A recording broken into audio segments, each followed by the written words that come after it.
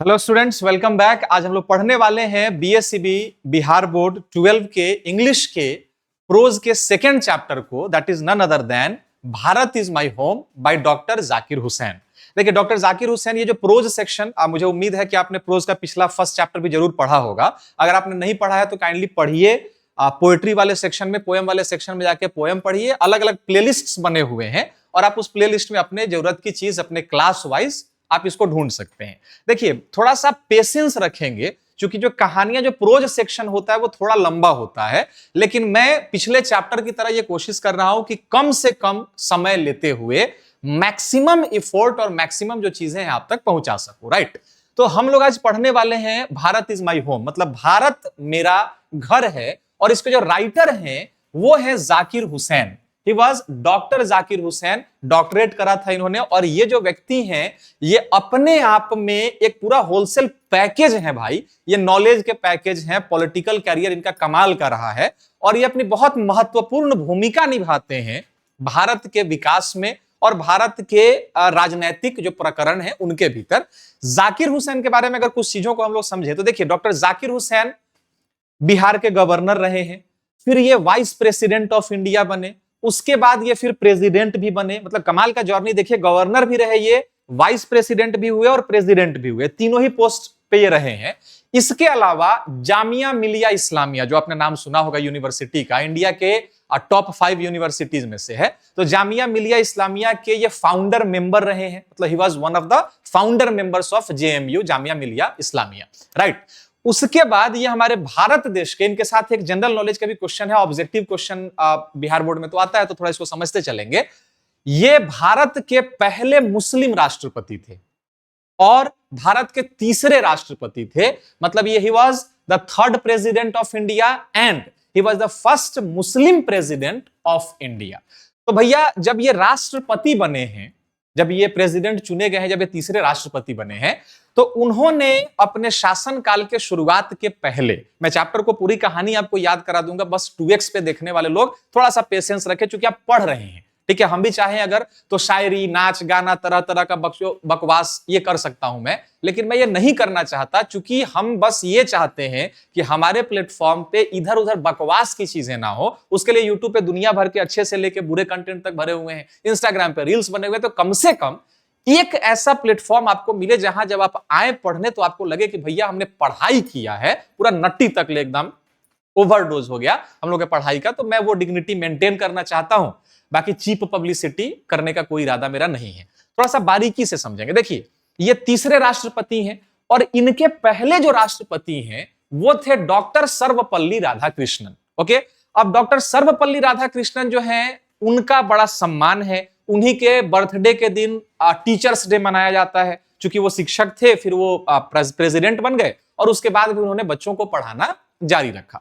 देखिए, एक चीज मैं आपको समझाना क्या चाहता हूं, मैं आपको समझाना सिर्फ इतना चाह रहा हूं कि जब एक कोई बड़ा पोस्ट हो, उस पोस्ट पे जो व्यक्ति हो उसकी प्रतिष्ठा बहुत ज्यादा हो अगर समाज में, तो उसके बाद जो व्यक्ति उसके पद पर आके पदासीन होता है उसकी चुनौतियां बढ़ जाती हैं। जैसे अगर मैं बात करूं अभी हमारे जो वर्तमान प्रधानमंत्री हैं नरेंद्र दामोदर दास मोदी, तो आप चाहे किसी भी पार्टी को वोट देते हो, लेकिन आप एक चीज से आप डिनाई नहीं कर सकते कि मोदी का जो फैन फॉलोइंग है, जो उसका क्रेज है, वो ह्यूज अमाउंट में है। अब मोदी के बाद जो मोदी के गद्दी पे आके बैठेगा उसके लिए चुनौतियां डबल होंगी, क्योंकि उसके पहले वाले व्यक्ति ने इतना ज्यादा फेम कमाया है कि आपको बहुत ज्यादा मेहनत करना पड़ेगा। राइट, तो देखिए, हम एक ऐसे समाज में रहते हैं, एक ऐसे देश में रहते हैं जहां पे एक व्यक्ति को नीचा दिखा के दूसरा नेता बड़ा बनता है। बात समझ में आ रही है? मतलब ये उसकी मां को गाली देंगे, वो उसकी बहन को गाली देंगे, वो उसका घोटाला गिनाएंगे, वो उसका घोटाला गिनाएगा, तब बड़े बनते हैं। लेकिन डॉक्टर जाकिर हुसैन के जब आप इस ओथ को पढ़ेंगे तो आप ये महसूस करेंगे कि भैया ये आदमी बहुत महान इसलिए भी हैं क्योंकि इनके पहले जो राष्ट्रपति रहे हैं डॉक्टर सर्वपल्ली राधाकृष्णन, ये उनकी खुल की तारीफ करते हैं, खुल के उनको प्रेज करते हैं और वो पहले उनकी प्रशंसा से ही शुरुआत करते हैं और उसके बाद वो अपनी बात को रखते हैं। तो देखिए, ओथ टेकिंग सेरेमनी है आज इनका, oath taking ceremony. Oath taking ceremony का मतलब क्या होता है? जब कोई व्यक्ति, एक पदाधिकारी जब सरकारी पद पे जाता है तो पहले उसको शपथ लेना पड़ता है तो जो शपथ ग्रहण समारोह है उनका, उस शपथ ग्रहण समारोह में उन्होंने जो भी बातें कही हैं उस दिन, उन बातों को इस चैप्टर के भीतर लिया गया है। ये प्रोज का जो चैप्टर है बहुत छोटा है, 6 या 7 पैराग्राफ में ये खत्म हो जाएगा। मैं इसको शुरू करता हूं और फटाफट हम लोग बातों को समझते चलेंगे, ध्यान देंगे, क्योंकि ये पढ़ाई की बात है, एग्जामिनेशन की बात है। जहां आपका ध्यान चूकेगा वहीं पे आपका जो नंबर है वो कट जाएगा। तो थोड़ा सा सिंसियरिटी के साथ करेंगे, क्योंकि अब हम लोग अंत के समय में आ चुके हैं, राइट। तो देखिए यहां पे आई का इस्तेमाल किसके लिए किया गया है, फटाफट कमेंट में लिखिए। आई का इस्तेमाल किसके लिए किया गया, whom is I referred for in this line। क्योंकि ऑब्जेक्टिव क्वेश्चन तो ऐसा पूछेगा ना, बिहार बोर्ड का अपने क्वेश्चन का पैटर्न है, वो लाइन दे देता है कविता कहानी का और क्वेश्चन में से पूछता है कि आई किसके लिए यूज हुआ है। तो फटाक से कमेंट सेक्शन में बताइए कि आई का यूज किसके लिए किया गया है। ठीक है, ठीक है। देखिए डॉक्टर जाकिर हुसैन, यहां पे आई मतलब चूंकि उनका जब ओथ टेकिंग सेरेमनी है तो वही बोल रहे होंगे ना कि मैं ये बात कर रहा हूं। देखिए वो कहते क्या है, पहले पैराग्राफ को समझेंगे। वो कहते हैं कि I must confess that I am overwhelmed by the trust my people have placed in me by electing me to the highest office in land. देखिए यहां पे वो कहते हैं कि मैं इस बात को स्वीकार करता हूं, मैं इस बात को स्वीकार करता हूं कि मेरा जो दिल है वो ओवरवेल्म्ड हो गया है, मैं भाव विभोर हो गया हूं अपने लोगों का भरोसा देखकर जो उन्होंने मुझ पे दिखाया है, देश के सर्वोच्च पद पे मुझे स्थापित करके। ये ओवरवेल्म क्यों हुए हैं, क्योंकि देखिए अभी ये देश के तीसरे राष्ट्रपति हैं, देश को आजाद हुए बहुत समय हुआ नहीं है। ओके, भारत पाकिस्तान का विभाजन भी हुआ तो इसमें भी बहुत लंबा समय नहीं हुआ। ये वो समय था जब इंडिया के जो लोग हैं वो मुस्लिम लोगों को बाई हार्ट एक्सेप्ट नहीं कर पाते थे। उनको लगता क्या था कि भैया ये जो मुस्लिम कम्युनिटी है वो कहीं पाकिस्तान में नहीं चला जाए, कहीं कोई बदमाशी नहीं कर दे, गदर कांड हुआ था। अब इस माहौल, इस परिवेश में जब भारत देश में एक मुस्लिम व्यक्ति को, जब बात धर्म के नाम पे देश बंट गया, मतलब एक ने कहा कि मुझे पाकिस्तान जाना है, एक ने कहा कि मुझे हिंदुस्तान में रहना है, तो जहां एक तरफ हिंदूवाद और इस्लामिस्ट जो माइंडसेट था वो अपने चरम पे है, उस दौरान एक मुस्लिम व्यक्ति को राष्ट्रपति बना देना तो ऑब्वियस चीज है, इस आदमी का दिल भाव विभोर हो जाएगा। ये कहते हैं कि मैं इस बात को कन्फेस करता हूं, स्वीकार करता हूं कि मेरे लोगों ने जो भरोसा मेरे ऊपर दिखाया है, देश के सर्वोच्च पद पे मुझे स्थापित करके, उससे मेरा दिल गदगद हो गया है, मैं भाव विभोर हो गया हूं। ओके, अब देखेंगे यहां पे वो प्रेज करते हैं। प्रेज का मतलब बाबू क्या होता है, प्रेज का मतलब होता है प्रशंसा करना। मैंने अभी कहा कि बाकी नेता दूसरे नेता को गाली देके नीचा दिखाते हैं, ये भाई साहब अपने से पहले आए हुए जो राष्ट्रपति हैं उनकी प्रशंसा करते हैं, और ऐसा माइंडसेट पे आदमी महान होता है। बात समझ में आ रही है? महान ये इसलिए है क्योंकि ये एक लकीर को मिटा के अपने आप को बड़ा नहीं दिखाना चाहते, ये उस लकीर की प्रशंसा करते हुए खुद के ग्राफ को बहुत ऊपर उठाना चाहते हैं। जब आप दूसरे का रेस्पेक्ट करेंगे तो समाज में आप सम्मान पाएंगे। मैं आपका टीचर हूं, मैं आपको पढ़ा रहा हूं, आप अगर मुझे इज्जत देंगे तो आसपास जो आपको देख रहा होगा उसको लगेगा कि भैया ये प्रतिष्ठित परिवार का बाल बच्चा है, ये दूसरे का इज्जत करना जानता है, तो समाज में आपको इज्जत मिलेगी। आप अपने से बड़ों की बेइज्जती करेंगे तो लोग आपकी इज्जत करना बंद कर देंगे। ठीक है, तो थोड़ा सा सीखते भी चलेंगे कि कैसे अपने आप को आगे बढ़ाते हैं।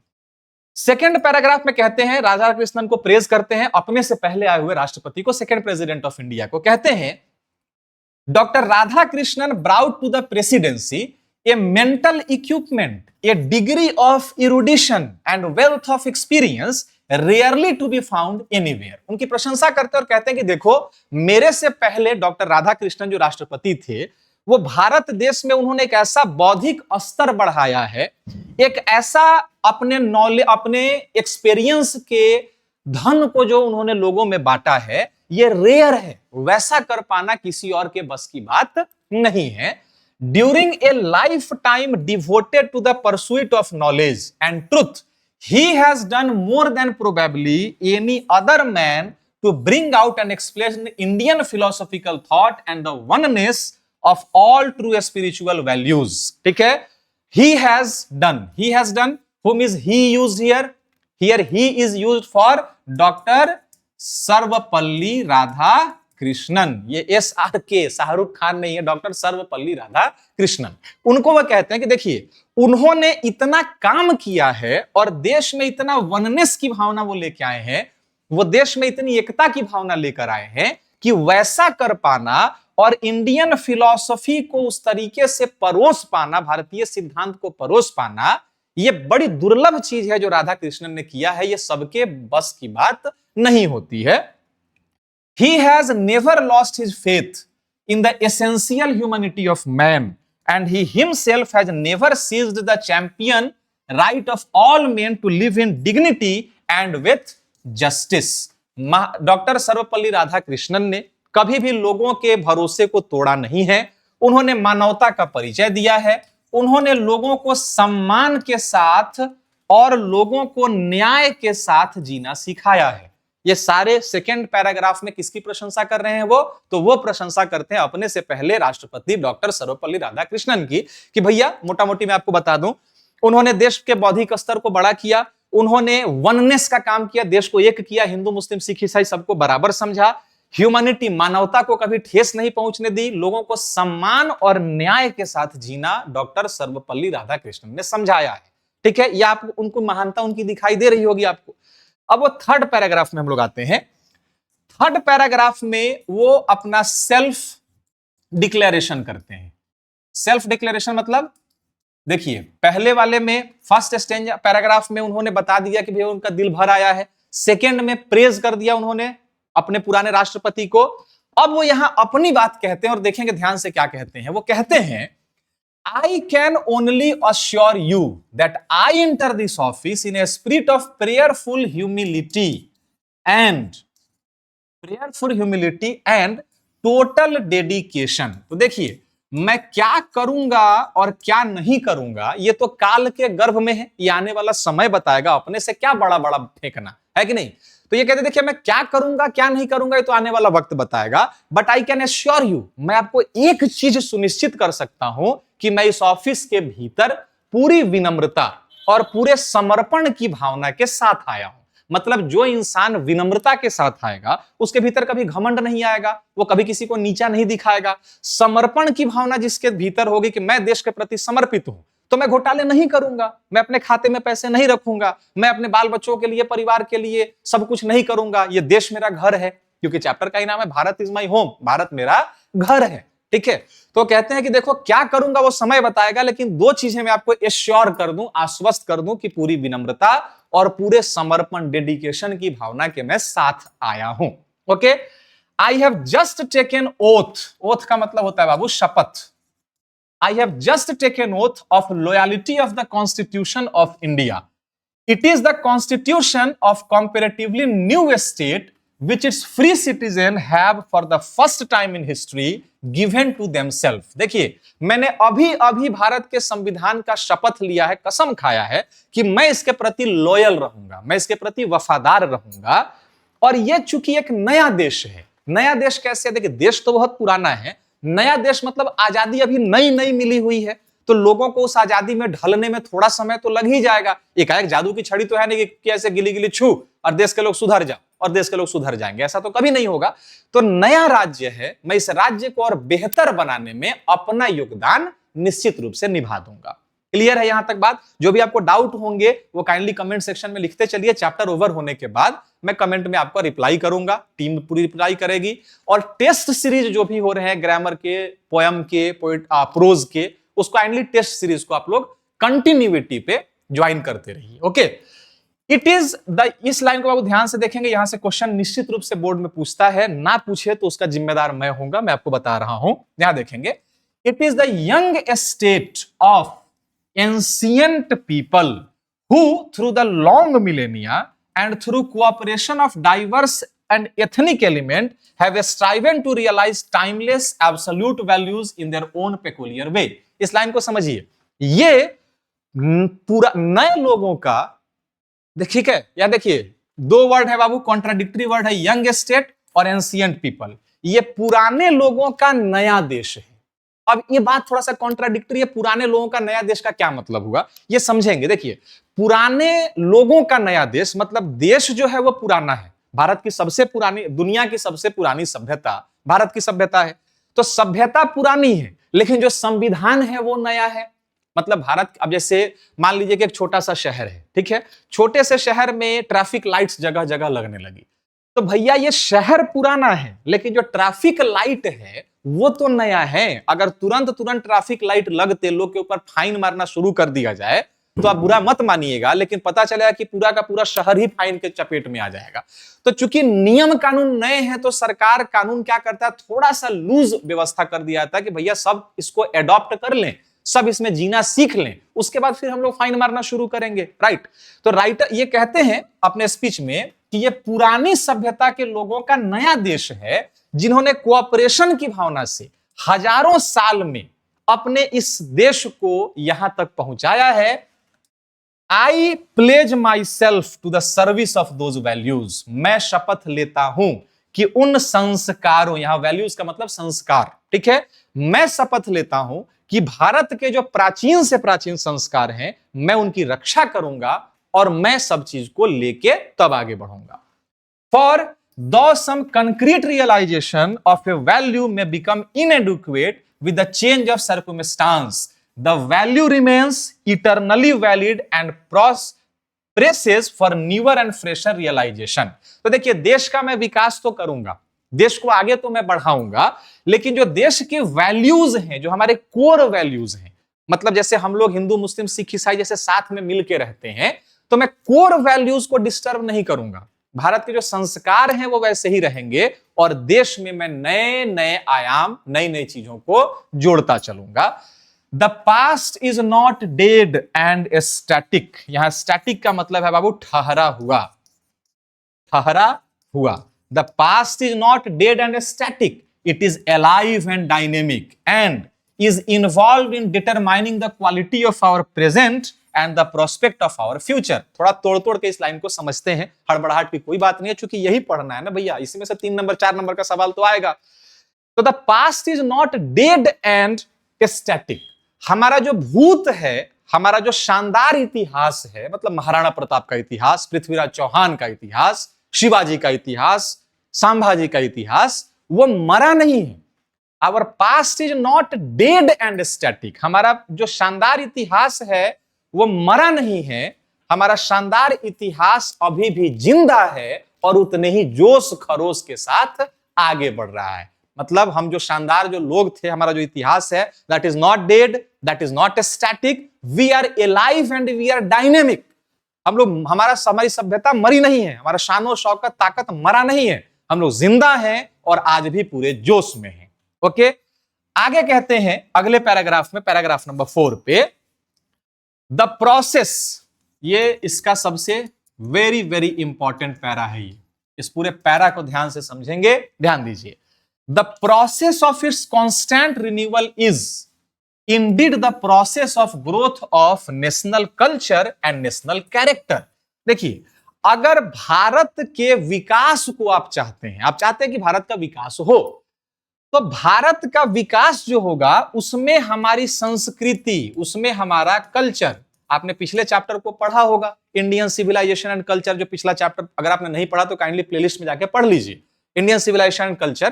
तो देखिए, भारत को प्रोग्रेस करना है, भारत का विकास करना है, लेकिन इस विकास के दौरान हमारी संस्कृति और हमारे जो संस्कार हैं उनका नाश नहीं होना चाहिए। Okay, it is the business of education as I see it to minister the constant renewal। देखिए, and I may be forgiven the presumption that my choice to this high office has mainly, if not entirely, been made on account of my long association with the education of my people। बाबू एक चीज आप समझिए, why do you need a good teacher? This is a thing to think। ये सोचने की बात है कि टीचर की आवश्यकता क्यों होती है। देखिए, आप अगर ट्रांसलेशन जानते हैं, अगर आपको हिंदी रूपांतरण करने आता है, तो भी आप चीजों को समझ सकते हैं, लेकिन टीचर की आवश्यकता क्यों पड़ती है? अगर आप सपोज करिए कि आपने सिर्फ ट्रांसलेट कर दिया, इस बात का पूरा भावार्थ ही गलत हो जाएगा। It is the business of education, यह शिक्षा का व्यापार है। शिक्षा का ही व्यापार है क्या? यहां बिजनेस वर्ड है, but it is not literally about doing some businesses. यहां पे बिजनेस को संबंध के रूप में आप देख सकते हैं। किसके रूप में देख सकते हैं? संबंध। अगर वही टीचर मैं अगर ना पढ़ा रहा होता, आप खुद से बैठ के पढ़ रहे होते, तो बिजनेस ऑफ एजुकेशन, शिक्षा का चलो व्यापार करते हैं तो देश का विकास हो जाएगा। भैया, शिक्षा का व्यापार होगा तो देश का विनाश हो जाएगा। यही ना वजह है कि इतना मेहनत करके ये क्वालिटी प्रोडक्ट हम लोग अभी यूट्यूब पे आपके सामने अवेलेबल करा रहे हैं free of cost, because for us education is not a business, it is a hospitality, what we are talking about, right. तो देखिए, it is the business of education as I see it to minister the constant renewal.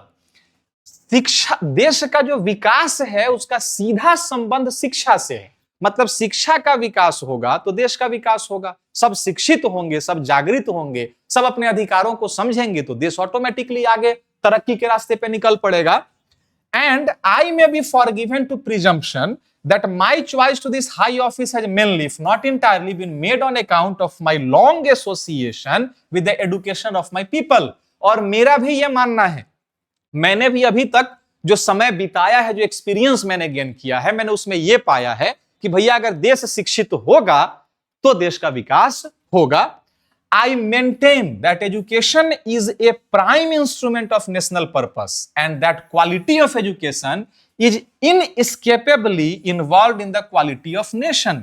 इन दोनों terms को add करके देखिए। Quality of education, मेरा मानना है कि क्वालिटी ऑफ एजुकेशन जैसा होगा, क्वालिटी ऑफ नेशन भी बिल्कुल वैसा ही होगा। अगर एजुकेशन बेस्ट होगा तो देश का प्रोग्रेस भी बेस्ट होगा। अगर एजुकेशन सिस्टम खराब होगा तो देश का डेवलपमेंट भी कभी नहीं होगा, देश का डेवलपमेंट भी बुरा ही होगा।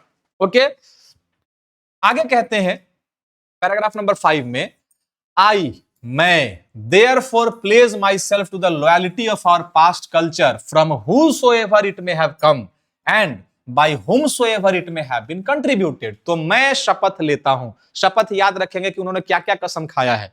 मैं शपथ लेता हूं कि अपने पुराने कल्चर, संस्कृति के प्रति मैं वफादार रहूंगा। वो संस्कृति जो कहां से आई मुझे नहीं पता, किसने इसकी शुरुआत की मुझे नहीं पता, लेकिन मैं अपने देश के सभ्यता और पास्ट कल्चर का प्रोटेक्ट करूंगा, ये मैं शपथ लेता हूं।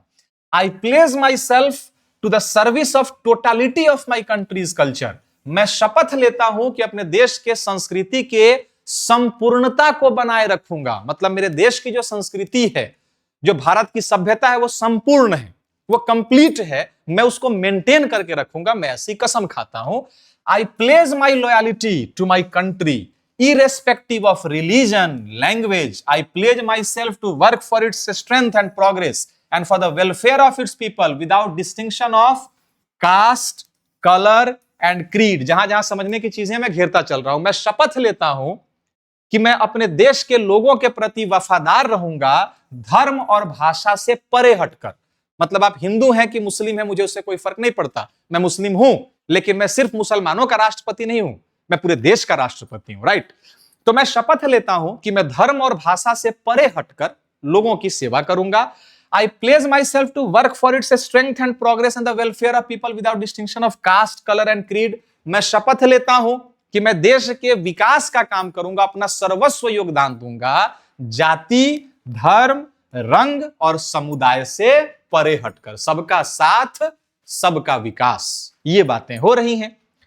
The whole of Bharat is my home and its people are my family। यह होल का मतलब यहां पे होता है समूचा। दो गो होल होता है बाबू, एगो डब्लू वाला होल, एगो बिना डब्लू वाला होल। तो ये डब्लू वाला होल का क्या मतलब होता है? सारा या समूचा। कितने होल होते हैं? 2। तो the whole of Bharat is my home and its people are my family. मैं इनका, उनका, इस जाति, उस धर्म का नेता नहीं हूं। यह समूचा भारत मेरा घर है और इस घर का एक एक व्यक्ति, चाहे वो किसी भी जाति का हो, मेरा परिवार है। मतलब आपका घर है, घर में अगर आपके 5 लोग हैं तो क्या एक घर में 10 गो जात होता है? एक घर है तो एक ही ना जात होगा। तो एक पूरा भारत, समूचा भारत मेरा घर है और इस भारत के परिवार की एक जाति है कि हम भारतीय हैं। हिंदू, मुस्लिम, सिख, ईसाई हम लोग नहीं हैं। देखिए, हम लोग हिंदू, मुस्लिम, सिख, ईसाई सच में भूल जाते हैं। आप कहा कभी आपको पढ़ते दौरान याद रहता है कि सर हिंदू है कि मुस्लिम है? मैं आपको पढ़ा रहा हूं तो कहां भेदभाव कर रहा हूं? मैं तो बस बराबर पढ़ाए जा रहा हूं। आप हिंदू, मुस्लिम, सिख, ईसाई, we don't care, we don't talk about that, right. So the main thing is कि ये कुछ चुनावी बेवकूफियां हैं जो इलेक्शन के समय में निकल के आती हैं। ये कहेगा कि बटोगे तो कटोगे, एक उधर से आएगा तो कहेगा कि इस्लाम खतरे में है। भैया कोई खतरे में नहीं है, हम बटे हुए हैं लेकिन आज तक नहीं कटे हैं, जिंदा हैं। बात समझ में आ रही है? तो ये चुनाव के चीजों को बाहर निकालो। वी आर BWS फैमिली, हम लोग बिहार वाले सरजी परिवार हैं और इस एक परिवार में जात नहीं होता है। ना मैं आपसे पूछूंगा ना आप मेरे से पूछिए। जात ना पूछो साधु की, ले लीजो ज्ञान। साधु का जात नहीं पूछते, ज्ञान मिलता है उसको ले लेते हैं। ओके, तो मैं कसम खाता हूं कि मैं इस पूरे भारत को परिवार समझूंगा और भारत का हर व्यक्ति मेरा परिवार है। Okay, the people have chosen to make the head of family for a certain time, it shall be my earnest endeavour to seek the make a strong and beautiful.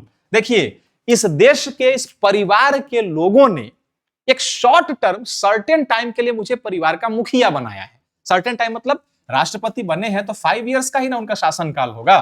तो इस परिवार, ये मेरा देश घर है, यहाँ के लोग मेरे परिवार हैं। मैं भाग्यशाली हूं कि देश के इस परिवार के लोगों ने मुझे 5 साल के लिए परिवार का मुखिया बनाया है। And it shall be my earnest endeavour, और ये मेरा सबसे बड़ा सौभाग्य होगा कि मैं इस देश को मजबूत और सुंदर बनाने में अपना योगदान निभा पा रहा हूं। ए वर्दी home for great people engaged in the fascinating task of building up just and prosperous and grateful life. ये मेरे लिए सौभाग्य नसीब की बात है कि मैं अपने शासनकाल, अपने राष्ट्रपति काल में इस देश को उस ऊंचाई तक पहुंचा सकूं कि इस घर में रहने का लोगों का मन करे। आगे बहुत थोड़ा सा बचा हुआ है, थोड़ा सा और ध्यान से देख लेंगे। देखिए, अब थोड़ा सा चैलेंज है। अब चैलेंजेस भी तो हैं भैया इस देश में। चैलेंजेस क्या है? What were the challenges which doctor Zakir Hussain talked about at the oath taking ceremony of his presidency? वो किन चुनौतियों की बात करते हैं? मैं सवाल वाइज पैराग्राफ को छांट रहा हूं, आप इस चीज को नोटिस करिए।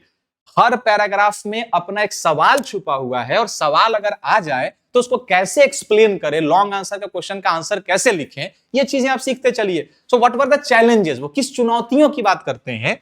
वो कहते हैं, देखो, इस परिवार तो है, लेकिन परिवार की एक खराबी है। खराबी क्या है? The family is big and is constantly growing at a rather inconveniently fast pace। देखो, इस परिवार की विडंबना यह है कि परिवार बड़ा है और ये लगातार बढ़ता जा रहा है। ठीक है, हम लोग भारत के जो लोग हैं, एक तो जनसंख्या भी मान लीजिए 142-45 करोड़ पहुंच गई है।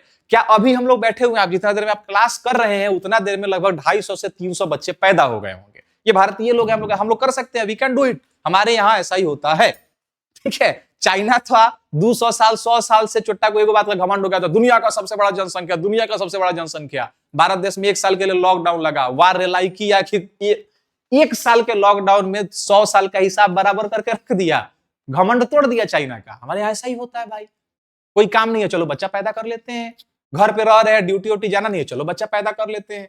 तो ये इंडिया का ताकत है। एक तरह से खराबी भी है। भारत की सबसे बड़ी खराबी क्या है? कि भारत सबसे बड़ी जनसंख्या है। और भारत की सबसे बड़ी अच्छाई क्या है? कि भारत सबसे बड़ी जनसंख्या है। गांव के लोग में वो कहावत है, जो सवांगी बरियार हो गए, चाहे नाहियो कमाल जाए तो दूध थापड़ दे के पटीदार से छीन के खा लिए। तो पहले के लोग लाठी बरियार रखते थे। भारत की एक खराबी भी है और भारत की विशेषता भी है कि हम सबसे बड़ी जनसंख्या है। मान लीजिए आज हम लोग दुनिया की सबसे बड़ी जनसंख्या है बाबू, तब ना दुनिया की सारी कंपनी, दुनिया का सारा देश भारत के सामने घुटने टेक रहा है। उसको भारत का मार्केट चाहिए। क्यों मार्केट चाहिए?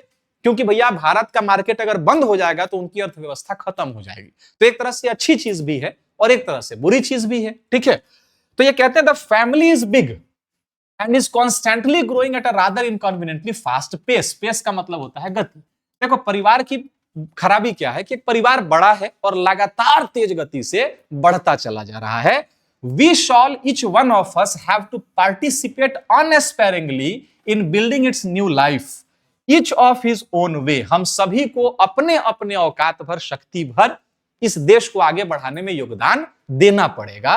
For sheer size the task ahead of us are demanding that no one can afford to sit back and just watch the let frustration become endemic in our country। कोई भी, क्योंकि देश को अभी आगे बढ़ाने की आवश्यकता है, कोई भी बैठ के मूक दर्शक बन के नहीं रह सकता। हर किसी को अपना योगदान देना पड़ेगा। The situation demand of us work, work and more work, silent and sincere work, solid and steady reconstruction of the whole material and cultural life of our people। Situation का डिमांड क्या है? सिचुएशन का demand है काम करो, काम करो और काम करो, चुपचाप काम करो, लगातार काम करो, बिना रुके काम करो, बिना थके काम करो, आगे बढ़ते रहो, क्योंकि देश का विकास करना जरूरी है। ठीक है, एक व्यक्ति चाहे तो पूरे देश को साफ नहीं कर सकता, हर किसी को झाड़ू उठाना पड़ेगा। आप झाड़ू उठाएंगे, अपना अपना दरवाजा साफ करेंगे तो सबका दरवाजा एक दिन साफ हो जाएगा, पूरा देश विकसित हो जाएगा। So the situation demands work, work and work, silent and sincere work, solid and study reconstruction of the life. Right, आगे लास्ट पैराग्राफ एक पैराग्राफ और है, this work as I see it has two aspect. तो देखिए, अब मैं काम करने की बात करता हूं, तो आपको काम एक तरीका का नहीं करना होगा, ये काम दो तरह के हैं। आप याद करिए, जिन लोगों ने सीबीएसई क्लास 10th पास किया होगा सीबीएसई से, उन्हें चैप्टर नंबर 2 मिला होगा, Nelson Mandela long walk to freedom. उसमें भी था कि दो तरह के कार्य होते हैं। सेम वही चीज है कि दो तरह के कार्य होते हैं। कौन कौन से कार्य? Work on oneself and the work for the society around. आपको अपने लिए भी काम करना होगा और अपने समाज और अपने से जुड़े हुए लोगों के लिए भी काम करना होगा। ठीक है, they are mutually fruitful aspect of work. जब ये दो तरफा कार्य होगा, मतलब आप अपने लिए भी विकसित होइए और समाज को भी विकसित करने की जिम्मेदारी उठाइए, तो देश का विकास होगा। मतलब आपको अपने लिए पैसा कमाना है और आप इतना जरूर कमाइए कि आप दूसरे को भी कुछ घर के लिए खर्चा या फिर गरीब को दान आप कर सके। ठीक है, अब मैंने हमारे लोगों के देश में पुराने जमाने में सभ्यता में हमारी कहा गया कि साईं इतना दीजिए जामे कुटुंब समाए, मैं भी भूखा ना रहूं साधु भी भूखा ना जाए। मतलब प्रभु इतना जरूर दो कि मेरा परिवार खा ले, मैं भी भूखा नहीं रहूं, और जो साधु जन हो उनको भी मैं 2-4-5 रुपए दान कर सकूं शक्ति अनुसार। तो ये जब दो तरफा आप काम करेंगे तो समाज का विकास होगा। Okay, the work on oneself is to follow the urge toward moral development as free person and under self imposed discipline. तो आपको अपने लिए जो काम करना है वो भी मोरल होना चाहिए, नैतिक कार्य होना चाहिए। दारू ढोने लगे, ये काम नहीं करना है आपको। चैन छीन के भाग रहे हैं, खड़ा होकर स्टेशन पे पर्स मार लिए, ये काम नहीं करना है। You have to work but the work must be moral. आपको काम करना है लेकिन वो जो कार्य हो नैतिक हो, सिद्धांतवादी हो, संस्कारवादी हो। ठीक है, which alone can render that development possible. Its end product is a free moral personality. कार्य करें, देश विकसित हो, लेकिन इसका एंड प्रोडक्ट क्या हो कि फ्री मोरल डेवलपमेंट हो, सबका विकास हो, सबकी जो सोच हो वो आगे की तरफ बढ़नी चाहिए। We can neglect the end product only at our own peril.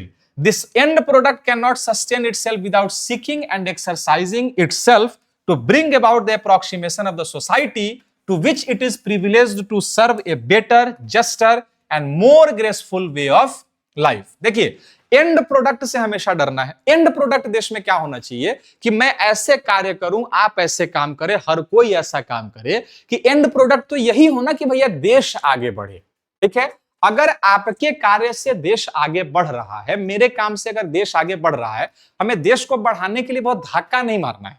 सिर्फ अपना अपना काम अगर आप करें तो ऑब्वियसली ऑटोमेटिकली देश एक चैनल की तरह आगे बढ़ेगा। जैसे आप पढ़ रहे हो, 100 लोग हैं, अगर 100 लोग ये कहें कि भैया हमको देश गया भाड़ में, हमको देश से मतलब नहीं, हमको अपने लिए साइंटिस्ट बनना है, वेरी गुड, बेस्ट बात है ये, आप अपने लिए साइंटिस्ट बनो। जब 100 लोग अपने अपने लिए साइंटिस्ट बनेंगे तो देश में 100 साइंटिस्ट तो ऑटोमेटिकली पैदा हो जाएंगे ना भाई।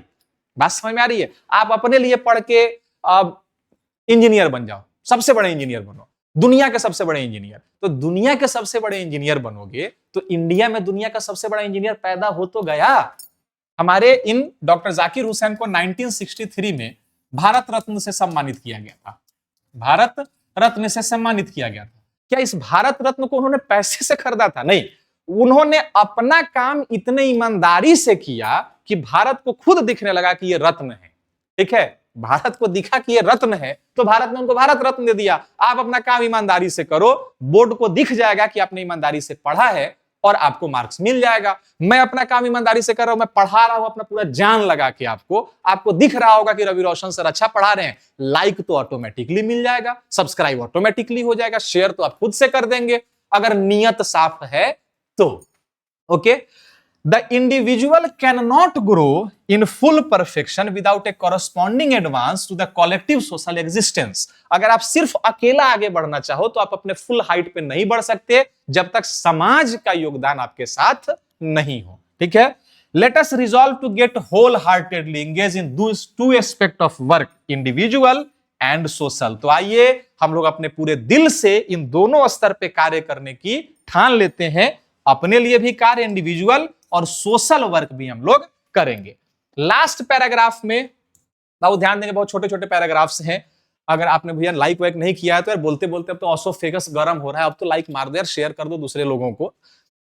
This dual effort will give to life a special flavour for the state, to us will not be just organisation of power but moral organisation. जब आप ये दो तरफा प्रयास करेंगे, अपना विकास और देश के विकास की का आप कार्य करेंगे, तो इसका एक अलग स्पेशल फ्लेवर आएगा। आप देश के लिए कुछ कर रहे होंगे और देश आपके लिए कुछ कर रहा होगा। जैसे मैंने अभी बताया, ये देश के लिए कर रहे थे डॉक्टर जाकिर हुसैन, देश को आगे बढ़ा रहे थे, तो देश ने भी उनको भारत रत्न से सम्मानित किया। तो क्या इन्होंने पैसा दिया था प्रेसिडेंट बनने के लिए? प्रेसिडेंट पैसा दे क्या बन सकते हैं? नहीं। उस लायक आप दिखेंगे तो ऑटोमेटिकली आपको जगह मिल जाएगी, आप दिलों पे राज करने लगेंगे। ये तो सिर्फ शहर की बात हो रही है, ठीक है। It is a part of national temperament and inheritance of the great leader of our liberation movement Mahatma Gandhi said that power should be used for moral purposes only. Mahatma Gandhi के बात से मैं पूर्णतः सहमत हूं। उन्होंने कहा था कि शक्ति का इस्तेमाल नैतिक होना चाहिए, नैतिकतावादी होना चाहिए। मतलब आपके भीतर बहुत ताकत है, तो इस ताकत से रगड़ो मत लोगों से। जो कमजोर है उसको प्रोटेक्ट कर लो, प्रोटेक्शन दो उसको। आपके पास बहुत पैसा है तो दारू पीकर ढमला मत जाओ, जो गरीब है उसको दान कर दो। बहुत ज्ञान है आपके भीतर तो आप लोगों को शिक्षित कर दो। तो power should be used for moral purposes only. अगर वो मोरल पर्पस में यूज हो रहा है तो वो पावर सही है, वरना पावर एक दुष्ट व्यक्ति को देना बिल्कुल वैसा ही है कि आईएसआईएस के हाथ में आपने न्यूक्लियर वेपन थमा दिया। वो क्या करेगा? उसका दुरुपयोग कर लेगा। The peace of a strong is what we shall dedicate our self to work for.